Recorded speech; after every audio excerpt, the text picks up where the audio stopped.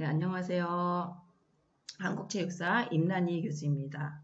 우리가 지난 시간에는 선사부족시대와 삼국시대의 체육에 대해서 학습을 했습니다. 이번 시간에는 고려시대의 체육에 대해서 학습을 하도록 하겠습니다.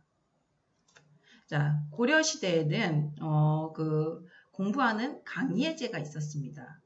국학에 이제 강예제라는 게 있었는데 그것이 무학이라는 것 외에는 사실 자세한 운영 실태를 알 수는 없었는데 고려 교육기관의 성격으로 봤을 때 유능한 인재를 선발을 해서 교육을 시키고 관리로 등용시킴으로써 이런 것들 무학을 통해서 장수로 양성한 것으로 보고 있습니다.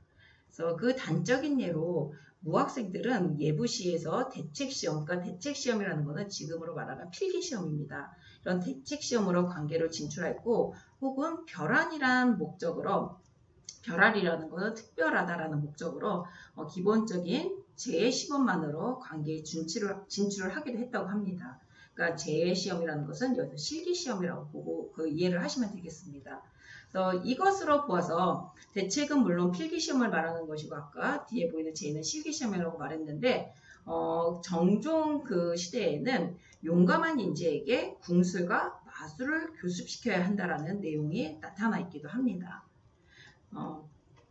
자, 그렇다면은 여기 향양이라는 것은 무엇일까? 이 향양이라는 것은 지방의 학교라는 뜻입니다.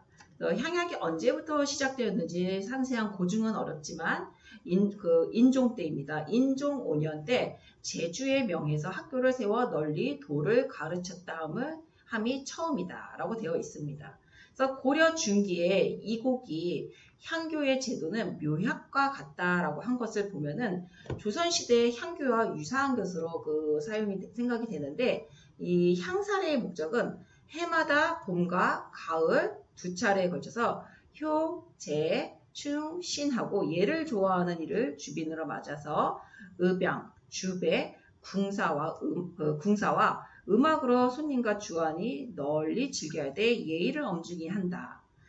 이러한 것들로 봐서 덕행이 있는 이를 표창하는 동시에 궁중에게 존경심을 길러서 마을 사람들로 하여금 본받게 하는 것임을 볼 때 사회교육으로 큰 의의를 가지고 있다라고 보고 있습니다. 자, 이 향사례를 통한 궁사. 자, 이것에 대해서 설명을 해드렸고, 자, 그렇다면은, 고려시대의 무예에 대해서 살펴보도록 하겠습니다. 무신정권과 무예의 발달이라고 되어 있죠. 이 고려시대의 그 문치주의에 입각한 귀족 정치는 무신의 사회적, 경제적 열세를 초래하였는데 응당 이 무신이 맡아야 할 군 사령관까지도 문신의 차지가 되었던 것입니다. 예컨대 그 유명한 강감창 장군 있죠. 그 강감창 장군은 명장이었지만 무신 출신이 아니었습니다. 그래서 고려시대에는 이 문신들도 무예 수련을 게을리하지 않았기 때문에 무예가 더 발달할 수 있었고 무인 집권기에는 무예가 더욱더 발달했다고 보고 있습니다. 자, 하지만 이 12세기 중엽에 고려시대 무인들이 천시되기 시작합니다. 태평호문이라고 불리던 의종은 많은 정자를 짓고 환락을 즐기기도 했으면서 이 문신들은 즐거움을 함께 나누었다라고 되어 있습니다. 이 문신들과 의종이 같이 즐겼다고 하지만 그러나 무신이나 군인들의 신세는 비참한 것으로 전해지고 있습니다. 무인 정권이 들어서게 된 것은 이 뿌리 깊은 승문천무 이러한 사상 때문인데 이 군인들의 토지까지 관리들의 늑봉을 위해 빼앗아가서 이 무신들의 불만이 굉장히 고조가 되었는데 이러한 분위기에서 역시 최초의 쿠데타가 일어나기 시작합니다. 그래서 무신들의 반란을 일으킨 직접적인 계기가 무예 행사라고 볼 수가 있는데 그래서 평소 무신들은 문신들에게 반감을 갖고 있었기 때문에 그런데다가 또 일찍이 그 당시 김부식의 아들인 문신 김돈중이 무신 정중부의 수염을 태운 일이 있습니다. 그래서 이러한 사건이 있은 후 무신 정변의 직접적인 계기가 된 것이 오병수박회입니다. 오병수박회는 의종이 무신들을 위로하기 위해서 보현원으로 가던 중에 오문전에서 좌우를 둘러보고 군사훈련을 시키기에 오문전이 좋다. 이래서 무신에게 명하여 오병수바퀴를 하도록 하였습니다. 자, 그래서 여기에 오병수바퀴, 문신반란의 직접적 계기라고 써져 있는 내용 설명해드렸는데, 이렇게 그 고려시대에 무반에 대한 차별적인 그 무신정변 발생의 직접적인 동기가 되었는데, 이 고려는 문무의 양반 제도를 채택하였으면서도 문만 우대하고 무는 천대하는 차별 정책을 썼다는 것입니다. 그래서 이런 사건이 발생하자 정중부라든가 의방, 이고 등 이러한 그 과거의 사람들은 군인들에게 무릇 문관을 쓴 자는 모조리 죽여라 라고 선동하면서 반란을 일으키기 시작을 합니다. 그래서 그 일에 무인들이 집권해서 약 100년 동안 정치적 영향력을 행사하기 시작했습니다. 그래서 그렇게 무인 정권이 수립되자 무신들은 저마다 사병을 두었고 이 사병은 문객을 상층으로 하고 가동을 하층으로 하였으면서 이 경대승의 도방에 이르러 조직화되기 시작합니다. 그래서 도방과 아우러 이 최씨 무인 정권의 군사적 핵심 집단이었던 삼별초가 있었는데 이러한 도방과 군대는 무술을 연마해서 봉건적 체제를 유지했고 그러한 가운데 발달했다라고 볼 수가 있습니다. 그렇게 해서 무신이 무예가 발달됐다라고 이해를 하시면 될 것 같고 그럼 고려시대의 무예체육은 어떠했는가? 자, 고려시대의 무예는 주로 삼국시대의 것들이 계승이 되었습니다. 그 계승된 그 체육에는 수박, 궁술, 마술이 있습니다. 그래서 이 수박은 무과 설치 후 중요한 과목이다라고 되어 있죠. 자, 이 수박은 제가 앞에서도 설명드렸듯이 서로 떨어져 주먹으로 치는 경기, 그러니까 일종의 격투기라고 볼 수가 있는데 관람을 위해 자주 연출되었던 이 무예적인 경기로는 수박이 대표적이라고 볼 수가 있습니다. 그래서 수박은 문신이 세력을 떨치던 전기에는 사실 흔히 왕을 둘러싼 문신들의 연유에서 그 흥을 돋우기 위해서 무신이 행해졌던 것이다 라고 보고 있는데 이 수박은 한때 이미 이론적 체계가 서 있었던 격투기로 그 체계화된 운동 경기로 지금 발달됐다라고 보시면 됩니다. 그래서 이 수박은 고려시대 무인들에게 적극 권장되었고 명종시대 때에는 수박을 겨루기 위해서 승자에게 벼슬을 주기까지 했습니다. 자, 그래서 이 고려의 인재 등용을 위해서 무과가 설치된 것은 말기의 일인데 그 이전에는 특별채용 형식으로 통해 무인을 등용했고 그 과정에서 이 수박은 굉장히 중요한 과목이었다라고 볼 수가 있겠습니다. 자, 다음으로 이 궁술입니다. 이 궁술은 인재 등용, 심신수양, 인격도의 수단으로 사용되었다라고 되어 있는데 이 궁술은 삼국시대 때부터 그 전통이 이어져 왔는데 고구려의 그 무용총의 기사도습은 그러한 사실을 아주 잘 보여주는 예라고 볼 수가 있겠습니다.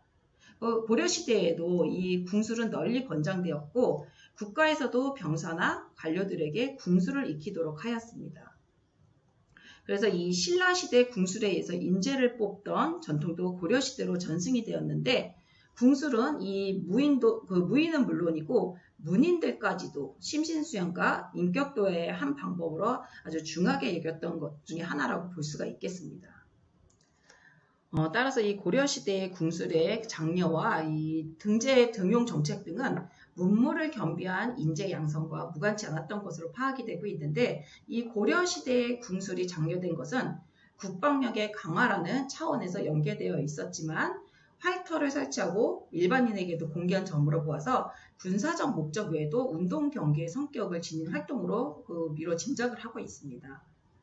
자, 다음 이제 고려시대 무예체육 세 번째 마술은 마상제와 격구로 발전됐다라고 되어 있죠. 이 마술은 그 다른 이름으로도 무마, 원기, 마상제라고도 했습니다. 그래서 마상제는 말을 타고 여러 가지 자세나 기회를 보여주는 것이다라고 설명해 드렸었는데 이 유교를 치국의 도로 삼았던 고려 시대에도 6가지 예 중에 하나인 어에 속하는 승마 능력은 군자의 중요한 덕목 중 하나다라고 하면서 강조를 해서 이 고려 시대의 마술은 중국의 영향을 받아서 마상제와 격구 등과 연계돼서 지속적으로 발달된 것을 볼 수가 있겠습니다. 자, 다음으로는 고려시대의 민속놀이와 오락입니다. 자, 고려 사회는 문치주의를 표방하면서 새로운 성격이 지배층이 형성되었고 중국식 관제를 정비하였고 그 다음에 군사적인 행정 체제를 갖추고 있었습니다. 이런 가운데 문방 귀족들은 각종 무예를 유의적인 요소를 가미시켜서 무예는 유희 그리고 오락의 대상으로 경기적인 요소를 가미했는데 이 기마술 같은 경우는 구기 경기로 궁사는 내기 경기로 수박은 관람용으로 변질이 되기도 했습니다. 자, 그렇다면 귀족사회 민속놀이 중에 격구에 대해서 알아보도록 하겠습니다. 자, 격구에서 페르시아 폴로에서 기원했고 격구 애호를 풍조했다. 그 다음에 군사훈련의 수단이었다. 귀족들의 오락 및 여가 활동이다 라고 간략하게 적어져 있습니다. 자, 원래 격구는 페르시아의 폴로에서 이제 기원을 둔 것으로 알려져 있는데 이 폴로란 말은 티베트어의 풀로에서 왔다고 합니다. 그래서 격구가 한반도에 전래된 것이 언제였는지는 명확하게 정해져 있지는 않지만 대략 약 8세기에서 9세기경으로 추정을 하고 있습니다. 그리고 중국, 그다음에 한국, 일본 순으로 전개되었을지 않을까라는 추측을 하고 있는데 실제로 고려 귀족사회에서는 이 매우 성행했고 특히 격구에 대한 그 당시 의종의 열정은 광적이라고 표현될 정도로 전래되고 있습니다.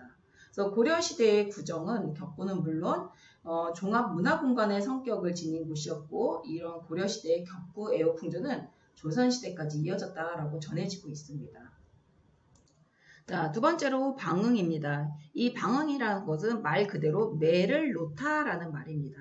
그래서 사냥꾼이 꿩을 발견하고 손목위에 앉혀놓은 매를 놓아서 사냥감을 잡는 것을 의미를 하는데 방응, 그러니까 즉 매사냥은 삼국시대부터 성행했던 것인데 사나운 매를 길러서 꿩이나 기타 조류를 사냥하는 수렵활동이자 무예훈련의 성격도 지닌 스포츠라고 볼 수가 있겠습니다.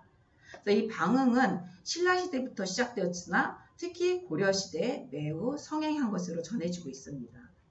그래서 이 고려시대의 방응은 사냥과 연계되어서 궁술 같은 무예의 훈련 그리고 체력 및 용맹성을 기르기 위한 수단으로 이용되기도 했지만 주로 왕이나 귀족들의 유의이자 스포츠였다라고 볼 수가 있겠습니다. 다음으로 이 투호는 왕실과 귀족사회의 유희라고 되어 있습니다. 자, 이 투호는 이미 삼국통일 이전에 한반도에 소개된 것이고 고려 왕조를 통해서도 개성되었는데 이 고려 시대에도 투호는 앞에도 말씀드렸듯이 왕실과 귀족사회에서도 성행했던 유희라고 볼 수가 있습니다. 자, 이렇게 우리가 지금 고려시대 귀족사회의 민속놀이에 대해서 살펴봤는데 자, 그렇다면 다음은 서민들은 고려시대에 어떠한 민속놀이와 오락을 즐겼는지 살펴보도록 하겠습니다. 이 고려시대 서민들의 오락이나 스포츠였던 것으로 추정되는 유희는 축구, 씨름, 추천, 석전이 있습니다. 이러한 오락적 행사는 주로 불교 행사인 팔관해, 그 당시 팔관해나 단오절 같은 명절에 열리는 경향이 많았는데 이 팔관해는 신라 진흥왕 때 시작해서 고려시대에 가장 융성하였던 민속적인 불교 축제로 금욕적인 성격이 짙었습니다. 그래서 팔관해는 망언을 하지 않고 살생을 하지 않고 도둑질을 하지 않고 음란한 일을 하지 않고 술을 마시지 않는 5단계에다가 높은 자리에 앉지 않고 그리고 사치하지 않고 가무함에 놀지 않는다라는 3개를 더한 8가지 금욕적인 계율을 하루만이라도 지켜보자 하는 데서 나타나서 이 팔관해라고 이름을 명하였습니다. 그래서 단오절은 4대 명절 중에 하나로 지방마다 차이가 있지만 마을 축제가 열릴 때 씨름이라든가 그네뛰기, 석전, 연날리기, 가면무용, 그 다음에 사자무, 가면급 등과 같이 다양한 문화 행사를 동반했다라고 볼 수가 있습니다. 그렇다면 이 서민사회의 민속놀이였던 축국을 살펴보면 축국은 고려시대에 축국이 행해졌다는 기록으로는 명종시대에 대문장가인 이규보의 유씨가 있는데 그 내용 중에 하나가 우연히 기구를 보고 생각하는 바 있어 뜻을 붙여 짓되 공에 바람을 넣어 사람들이 모여서 차다가 바람이 빠져 사람들이 또 헤어지니 쭈그러진 반주머니만 남더라 라는 시구가 있습니다. 그래서 이 축구기라는 것은 공에 공기를 넣어서 경기를 하는 수준이라고 이해를 하시면 될 것 같고, 자, 다음으로는 이제 씨름입니다. 이 씨름은 각자의 역할의 기록에 있는 단오일에 씨름이 경양 각지에서 많이 성행했다 할 정도로 이 씨름이라는 것은 이 당시에 유의나 무예로 많이 성행했던 것으로 보고 있습니다. 자, 이거 다음으로 이제 추천은 그네뛰기입니다. 그래서 여성의 유희이고 공식적인 연애의 여흥 수단이라고 보시면 되고, 그 다음에 석전은 좌우로 편을 가르고 돌이나 기아를 서로 치고 단봉으로 승부를 겨루는 것을 이 석전이라고 불렀습니다. 자, 이렇게 해서 오늘은 고려시대의 기족체육과 서민체육까지 살펴보았습니다. 자, 오늘 수고하셨습니다. 다음 시간엔 조선시대의 체육에 대해서 학습을 하도록 하겠습니다. 감사합니다.